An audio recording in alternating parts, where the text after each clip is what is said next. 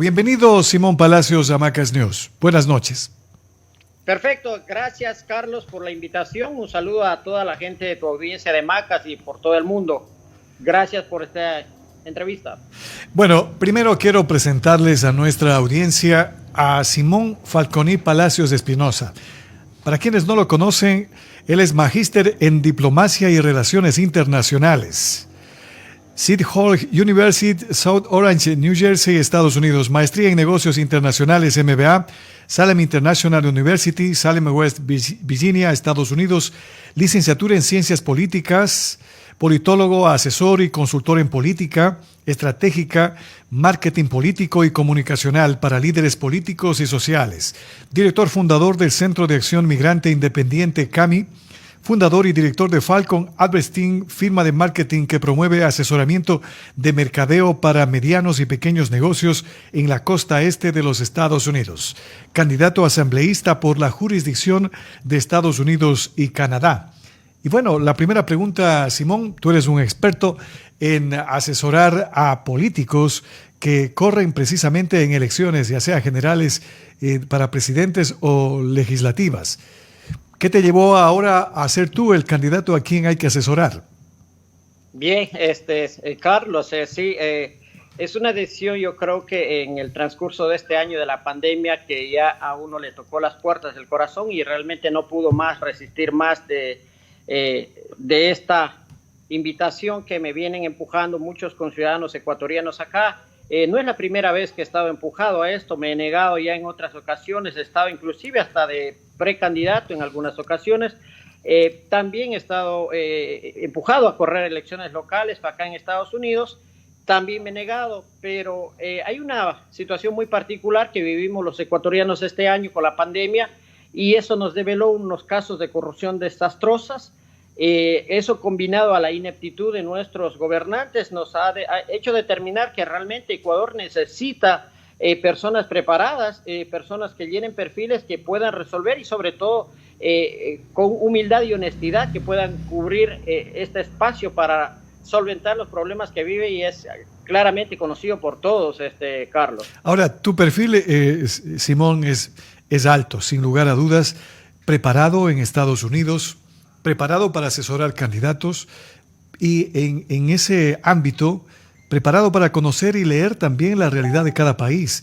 Y realmente la realidad que vive el Ecuador en la actualidad es desastrosa en los planos económico, político, social, yo diría en el plano moral. No hay un resquicio de la vida del país, de la acción administrativa, política del Ecuador, que no tenga manchas de corrupción.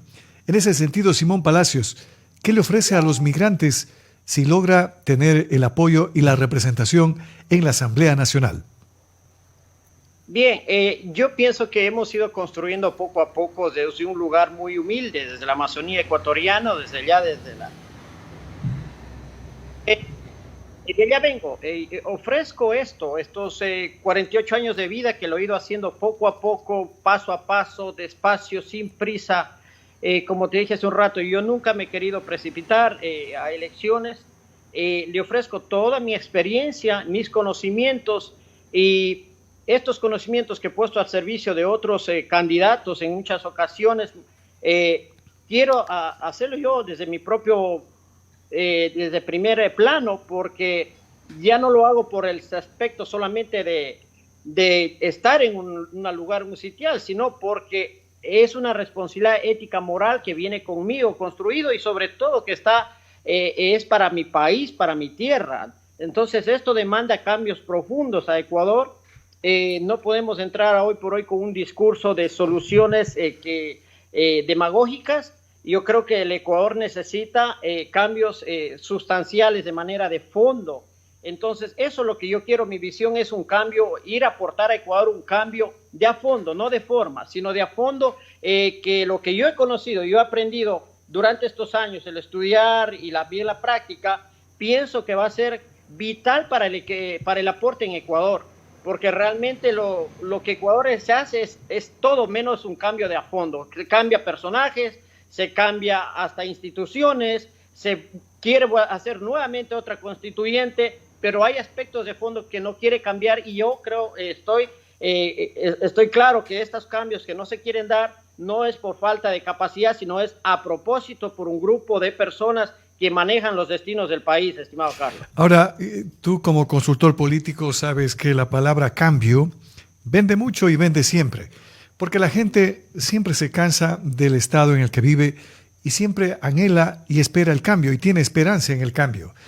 En el plano de cambiar el país, algunos políticos han planteado la realización de una asamblea constituyente para reformar la Constitución.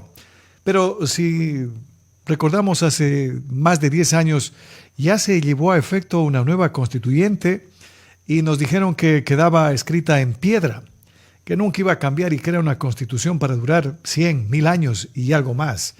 Pero no ha sido así. Llevar a efecto una nueva constituyente, Simón, ¿crees que es operativo, que es real, que es posible y que va a servir para algo? ¿O simplemente va a ser otra gastadera de plata, de recursos, de tiempo, sin resultados?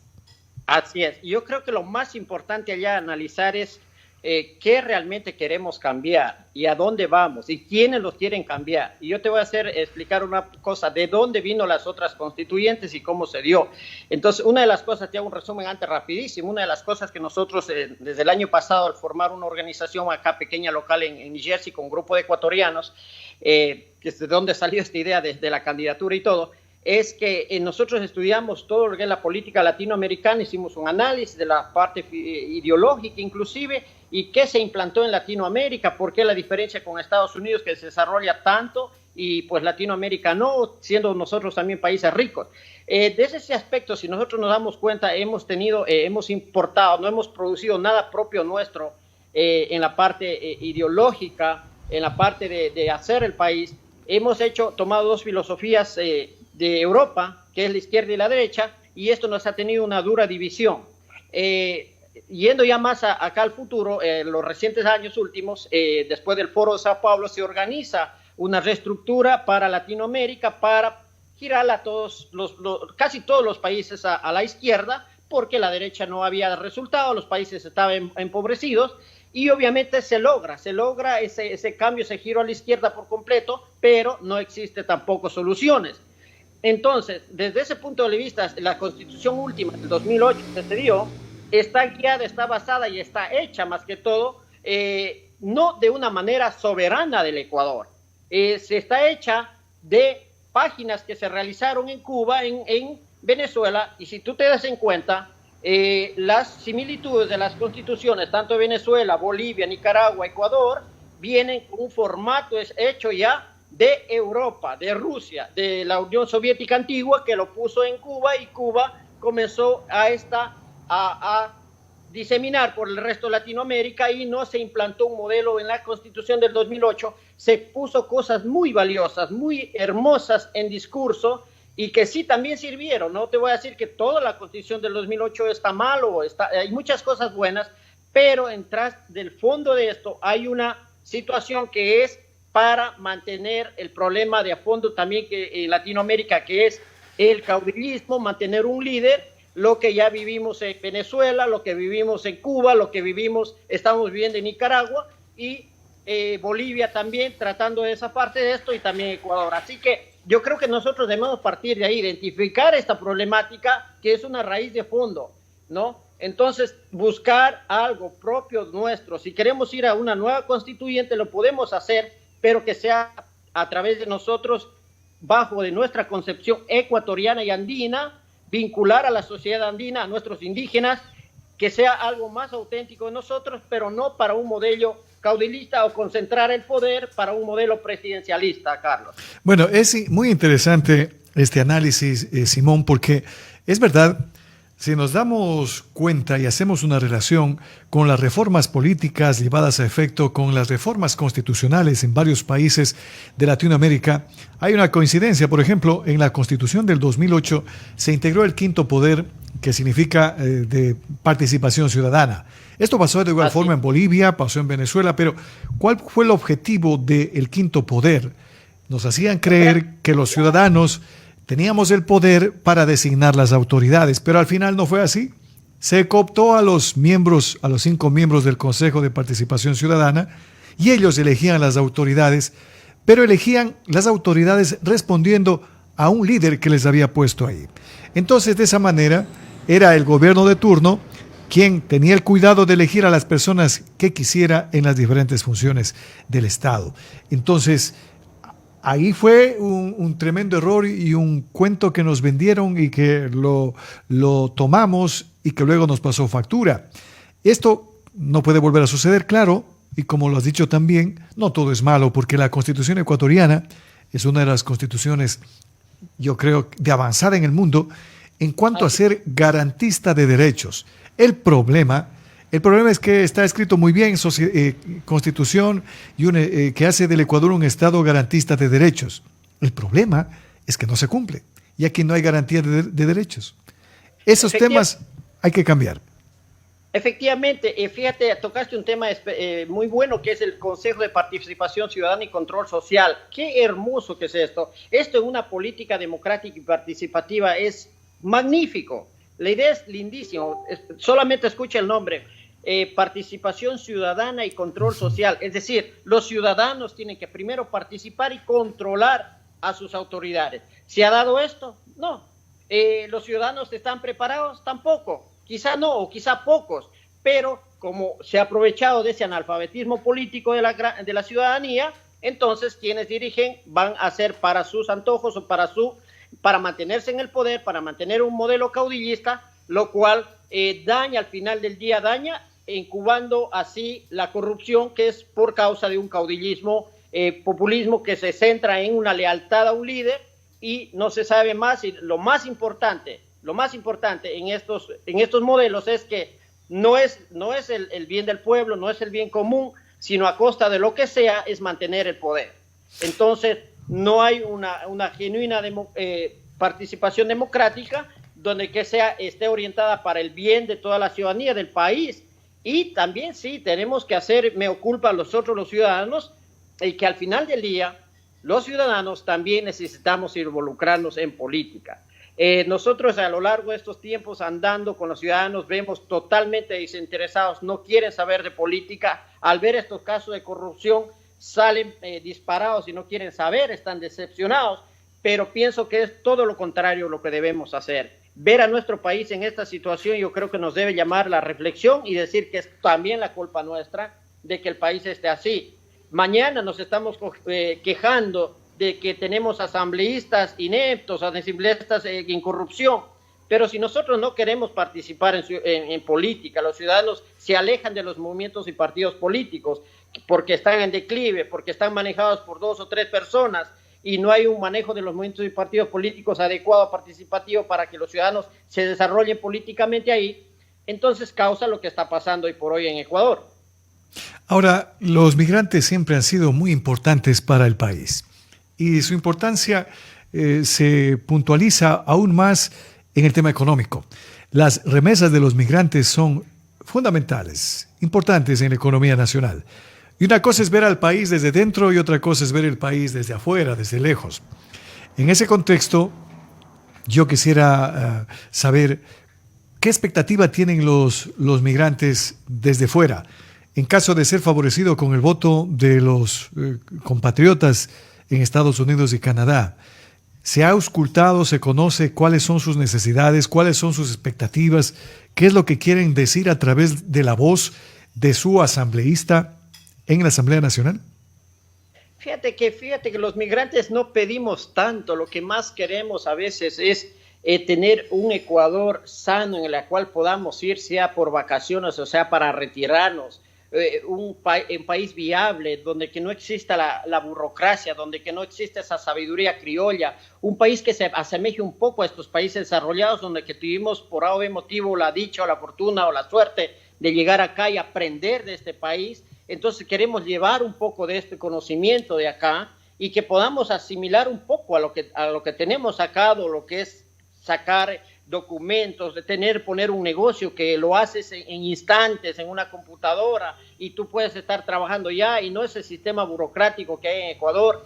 Queremos llegar allá y no ser estafados cuando vamos allá, porque a veces nos perdemos, desconocemos las leyes, porque hay un número de tramitología y cuando llegamos allá estamos un poco perdidos y no tenemos quien nos represente, no hay una oficina para el migrante retornado en la cual le ayude con todos sus proyectos. Y de la misma manera los migrantes también que están llegando acá, que tampoco también están perdidos dentro de este sistema americano. Yo creo que en ese sentido es lo que tenemos nosotros que trabajar muchísimo. ¿Para qué? Para que este producto de Ecuador llamado migrantes ahora residiendo en el exterior, podamos aportar de mejor manera al Ecuador para que el Ecuador progrese ya como países de acá también.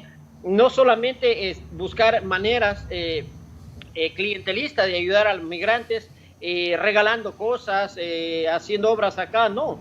Hay que buscar medios, sí, como buscar formas de que puedan tener un sistema de salud, quizá acá en el exterior, donde que es difícil acceder al sistema de salud, sobre todo si no estás con tu documentación en regla. Hay muchas cosas que hacer, pero lo central, el migrante lo que quiere es eso, Carlos, quiere tener un país como que sueña, porque con nosotros llegamos acá, nuestro subconsciente, nuestra mente está en ese río que te bañabas, en ese parque que caminabas, en ese pan que comías, en esa yampaco, en esa comida que tú tenías, y lo que quieres ir a eso, a gozar, a ver tus paisajes, ver tu gente, ver tranquilos, y que sea un país que no vayas y está en una incertidumbre porque hay una crisis desatada y tienes que estar, si es posible, con guardaespaldas porque te van a robar debido a la crisis que se azota. Entonces, eso es lo que lleva a los países a estar inseguros, ya que hay una alta crisis, ¿no?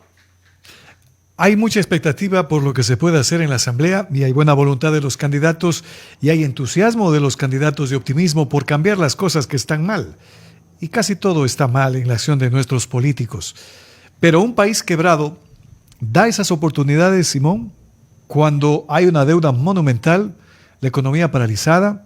Se habla de que tendremos una recesión del 11% hasta los próximos 8 o 10 años que demoraremos para salir de la crisis. Una recesión con ese déficit del 11% es terrible para un país nuestro, que aparte es un país dolarizado y necesita el ingreso de divisas, y eso no hay ahora como se quisiera, precisamente por la crisis que es una crisis mundial. Estimado Carlos, cuando realmente hay la voluntad y la preparación, puede haber voluntad, pero si no hay preparación y capacidad, no vamos a ningún lado. Tiene que combinar algunos de estos factores en la cual tiene que irse preparando un líder, realmente te voy a decir así, con pantalones. Yo creo que una de las características, una de los requisitos, más acentuados de un líder político es su carácter, y tener su don de carácter y de saber guiar a la sociedad cuando tiene capacidad y tiene conocimientos para hacerlo. Y cualquier problema, por más grande que sea, con capacidad, con conocimiento, con liderazgo, y sepa comunicar y transmitir, esos retos tiene que ir afrontando y tiene que ir buscando maneras de cambiar. Sí, y va a ser muy duro, va a ser muy difícil. Nos están dejando un país bastante endeudado. No sabemos en qué se van ciertos gastos de deudas que se ha incrementado en estos últimos años el gobierno. Sabemos que los últimos meses algunos empleados públicos no están siendo pagados. Entonces eso nos crea una incertidumbre muy, muy fea, ¿no? Que realmente necesitamos buscar parámetros y gente preparada para tomar esa batuta y que esté dispuesto a arremangarse las mangas y entrar al fango a resolver esos problemas, porque no hay otra solución.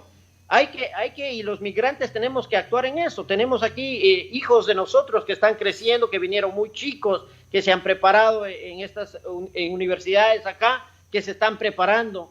Yo creo que tenemos que buscar buscar unirnos para ir por un rescate moral y ético, como había dicho yo en algunas ocasiones del Ecuador, porque realmente es eso. Alguien tiene que ir a rescatar primeramente lo ético y moral que está por el piso. Estamos como un país de los peores en corrupción. Tenemos que rescatar la ética, la moral, la cultura, todas esas cosas que realmente nos han tirado al piso. Tenemos que hacer un trabajo de a fondo y son muchísimas cosas que quizá en una entrevista no podría dar todo lo que hay que hacer por Ecuador, Carlos. Sin lugar a dudas, hay mucho que hacer y esa última parte me parece interesante porque No porque estemos en una crisis tan profunda en lo moral, en lo político, en lo social, en lo económico, podemos cruzarnos de brazos y dejar que el país se siga hundiendo. Siempre es necesario rescatar a los mejores hombres, a los más preparados, a los más honestos, para que precisamente inicien, convoquen a la gran tarea de unidad nacional para rescatar al país del fango en que se encuentra, para devolver la esperanza a la gente, para poderlo volver a hacer que vuelva a caminar, porque es un enfermo en terapia intensiva ahora y hay que hacerlo caminar, pero para hacerlo caminar el proceso de recuperación va a ser muy doloroso, Simón. Y como decía Winston Churchill, el líder británico en la Segunda Guerra Mundial, yo solo les ofrezco sangre, sudor y lágrimas. Y creo que los ecuatorianos vamos a tener que prepararnos para eso, porque la economía está destrozada y si no elegimos un líder que pueda afrontar con ideas, con creatividad, con honestidad y con capacidad esta tremenda crisis, vamos a hundirnos más. Y ahí necesitamos de políticos jóvenes, nuevos, que pongan el hombro y contribuyan a salir del país, a sacar al país de esta crisis. Sin duda, realmente los retos son grandes, Carlos. Hay muchísimas cosas. Yo veo hoy por hoy en los candidatos presidenciables con bastante pena y lástima, no sé, o dolor de ver que muchos dicen lo que hay que hacer esto, hay que hacer eso, pero no saben o no explican cómo. Obviamente que al país hay que darle producción, hay que aumentar la producción, hay que darle empleo, pero ¿cómo? Hay que hablar cómo, hay que dar campañas que no sean demagógicas e ir y poder fomentar. Entre esas cosas, sí, no sé si hay un tiempo de que podamos dialogar un poquito más cuáles son los cambios que necesita Ecuador. A ver, ¿cuáles son los cambios, Simón? Sí, entre esos cambios, mi estimado Carlos, son muchos, pero la institucionalidad es una cosa importantísima. Las instituciones están por el piso, pero nosotros hemos ido un poquito más allá, ¿no? Obviamente me va a decir, sí, necesitamos un líder. Sí, claro, necesitamos un líder, ¿no?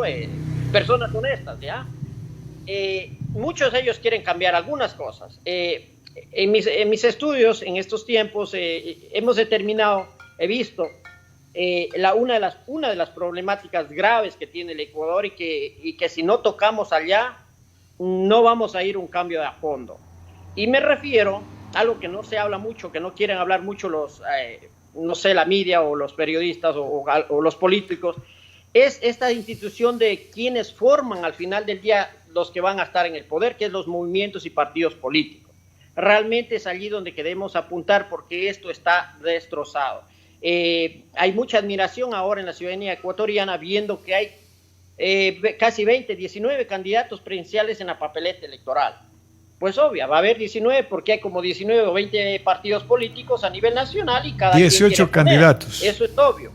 Pero ¿por qué esa dispersión en un país tan pequeño de 17 millones con 19 candidatos electorales, mientras que en Estados Unidos tenemos 2 partidos y con más de 320 millones de habitantes? Entonces, tenemos que ir a reconstruir lo que es los movimientos y partidos políticos, y esta es una propuesta justamente nacida en nuestro grupo, en mi persona, es reestructurar por completo esos movimientos y partidos políticos. ¿Para qué vamos a crear tantísimos partidos políticos? ¿Por qué no nos basamos simplemente en 3, 4 basados en lo que es la ideología? Lo que tenemos, tampoco queremos inventar aquí el agua caliente, ¿no? Lo que hay la izquierda, hay el centro, hay la derecha. Las tendencias, ¿no? Exacto, con tendencias, tener un independiente.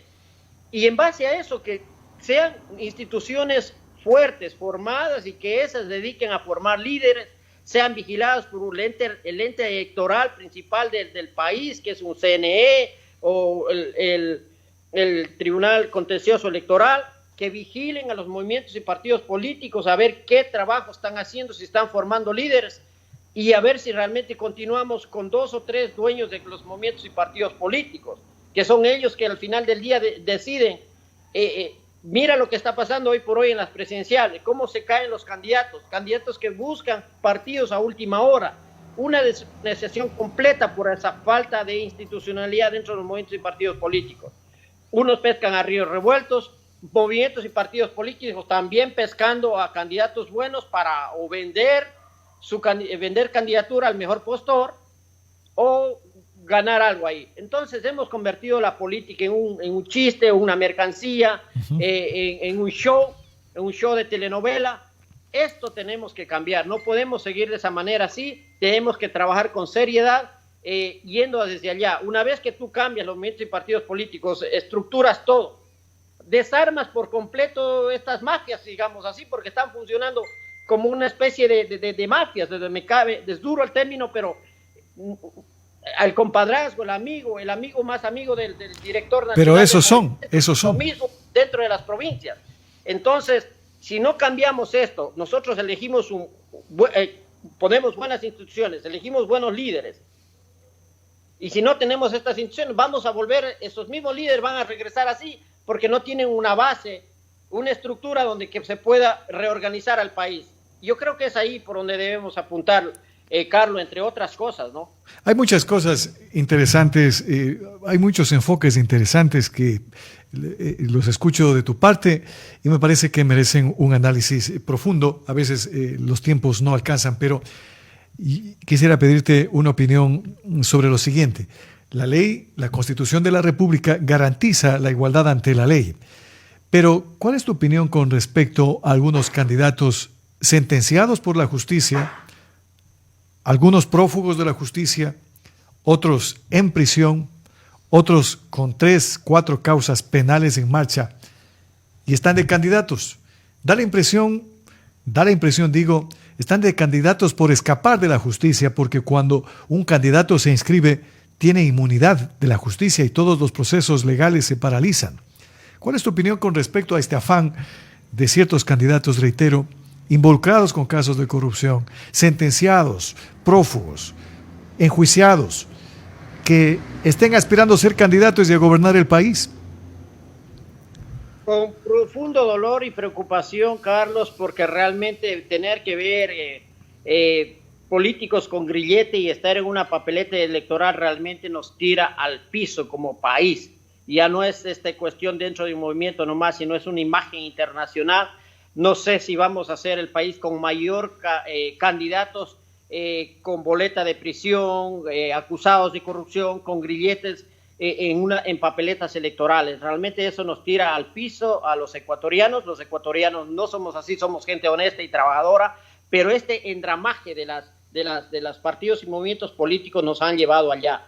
Hemos cometido algunos errores, hemos cometido de dar mucho poder cuando hubo un cambio que se quería dar. Ese cambio se concentró el poder y realmente desenlazó en esto lo que estamos viviendo hoy por hoy. Mucho el trabajo que tenemos que dar. Realmente necesitamos gente preparada, con capacidad y que sea capaz de ir y decir en la Asamblea Nacional o en el país, al país, las verdades con sinceridad, en dónde están los cambios que se quieren, y no podemos seguir así. Y otra de esas propuestas de nuestro equipo es, no podemos tener en el Ecuador leyes que son de burla, de chiste, donde que le toman para un negocio. Carlos, hay gente que ha robado 8, 10 millones de dólares.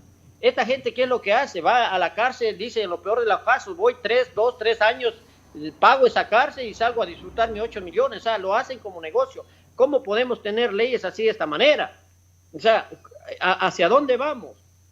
Vamos a ir a un aspecto donde los mismos ecuatorianos se van a levantar y van a empujar hasta una misma pena de muerte. El mundo es pequeño y tenemos casos suficientes para seguir lo que pasó en Singapur, cómo se levantó Singapur, los países nórdicos. Tenemos que seguir buenos ejemplos. En lo económico, lo que está haciendo Panamá. Entonces, tenemos que levantarnos los ecuatorianos, tenemos que reaccionar. Si no están allá ellos, los ecuatorianos, los políticos nuevos, a relevar. Yo sé que es difícil. Es difícil, ¿por qué? Por la estructura partidista de los movimientos políticos que no te dejan acceder a personas sanas, que no te dejan acceder a personas con nuevas ideas, porque quieren estar lo mismo. Entonces, va a venir un movimiento, va a venir algo que los ciudadanos comiencen a reclamar ya con vehemencia, cambios de fondo, cambios como hasta mismo hay mucho en las redes sociales pidiendo hasta la misma pena de muerte, muerte civil para los corruptos, anegación de bienes, donde que ahí a ver quién se atreve realmente a robar. ¿no? Y a ver qué candidato se atreve a poner eso en su plan de gobierno. ¿Realmente es serio que quieren el cambio? O dicen, no, esto es la corrupción grave y vamos a elegir gente honesta y tenemos que elegir gente honesta. ¿Pero cómo? Pues si no quieres ni poner una ley severa que realmente cambie el Ecuador. Y esto no es solamente para lo político, esto va influyendo hasta nuestros niños, nuestra juventud. Han desaparecido las clases de ética y cívica que teníamos nosotros cuando niños. Entonces, todas estas cosas, si ves en cuenta, es una añadidura por completa que está destruyendo a la sociedad con esas tablas de droga donde quedan y permiten a los niños, como a un niño que por cierta cantidad de gramos, o es o no es permitido la droga. O sea, hemos llegado a cosas que realmente necesitamos mirar y rever bien lo que hemos hecho, cambiar y exigir a nuestros líderes que hagan estos cambios. Y más allá que sean los mismos, quien sea que sea electo, que sean capaces de hacer un mea culpa y decir, sí, nos cometimos este error y vamos a enmendar, y no caer sobre la mentira y justificando sus acciones o tapando con cosas y con propaganda política para realmente no cambiar nada. Así que yo creo que es una acción que tenemos que tomar los migrantes acá, desde acá también, para llevar allá, y todos los ciudadanos allá, a unirnos. Veo migrantes de Europa también con ese mismo sentir, muy preocupados, que también están en ese mismo sentir, queriendo regresar al país a ser el hombre que tenemos, estimado Carlos. Una pregunta, Simón. ¿Cómo ven ustedes el desempeño de los actuales asambleístas que representan a los migrantes? ¿Creen que llenaron sus expectativas o igual fueron cantos de sirena que nunca se cumplieron cuando ofrecieron hacerlo y no lo hicieron? Lo que te acabo de hablar, Carlos, si te das en cuenta, todo lo que te dije va a llevar a que estos asambleístas, por más que hayan querido hacer buenas intenciones o el mejor que haya querido hacer, ha llevado a que realmente pase lo que está pasando acá con los migrantes, que hay una desconformidad terrible con nuestros asambleístas. Hay un rechazo profundo a todos ellos, se les siente ausentes, no hay el cambio y lamentablemente ha pasado acá también la corrupción. Nosotros aquí te tengo que decir eso con muchísima pena, quizá tú no sabes, los ciudadanos allá no saben, que hayamos caído en actos muy similares que pasa en el Ecuador. Vivo en New Jersey, Newark es la ciudad más grande del estado de New Jersey, ahí tenemos el consulado ecuatoriano, y en el año 2012 el gobierno compra un edificio con el fin de tener un local propio para los ecuatorianos, una casa propia. Carlos, hasta el día de hoy ese local, ese edificio se compró y está abandonado en una de las calles céntricas de la ciudad más grande de New Jersey, y los asambleístas han brillado por su ausencia con muchísimos pretextos de no dar solución y no haber fiscalizado. Sorpresa también, queriendo reelegirse. Entonces, no podemos permitir eso. Yo creo que hay un descontento, una ira bastante grande de los ciudadanos. Ellos están con sus justificaciones que presentaron esto, aquello, Contraloría, que no dan paso, pero bueno, no se ha podido resolver. Tenemos esta penosa noticia, así que hay trabajo para hacer muchísimo.